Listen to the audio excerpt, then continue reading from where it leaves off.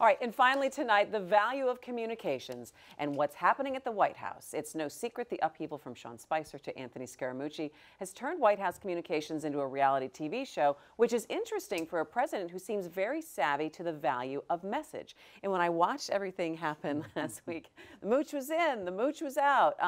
It kind of shocks me a little bit because, Nolan, let me start with you. President Trump seems to me very understanding of the value of good PR, and he seems to have created this chaotic place that they do not have the right message. I think he's a PR disaster.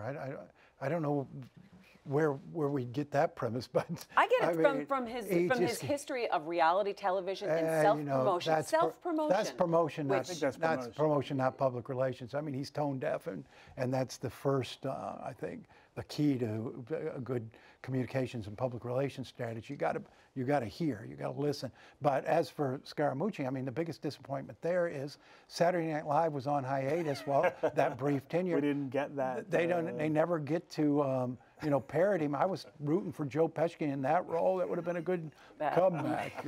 I think Joe Pesci might be too old to have. Well, you could have made him up. That would have been funny though. I mean, Melissa McCarthy was right.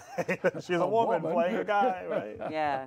What's your take on this? And do you think how much of an impact do you think it's having on the presidency? Well, and his approval ratings, which are at an all-time low. His approval ratings are low, but more importantly, this is a White House that has not figured out a way to govern in any sort of meaningful way, and part of it is messaging.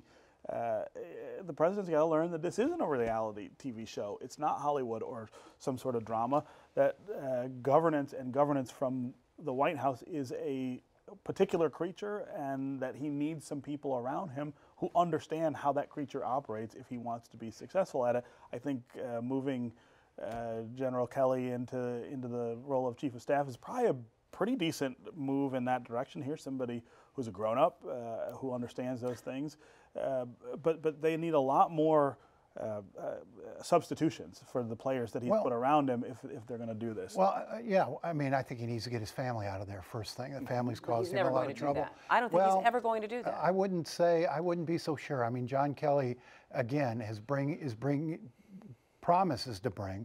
I mean, the hope there is that he'll bring some discipline to a White House that has been undisciplined. First thing he did is say everybody reports to John Kelly. Sure. Jared Kushner, they can't go around him, Don Jr., Ivanka, they all come up through John Kelly. I would expect to see the family gradually moved out of the way. I think that, you've got a disciplined fellow and one who understands the importance of organization and of execution, very effective general. I don't think he's going to let the sort of chaos and everybody trying to stab everybody else go on. Well, you're going to have to see if that becomes a reality. Well, that's because what you're going to we run hope out for. of what you're calling competent adults who are going to want to serve in that administration. We have 20 seconds left. Yeah, I mean, if you think of this is something that foils a lot of presidents, right?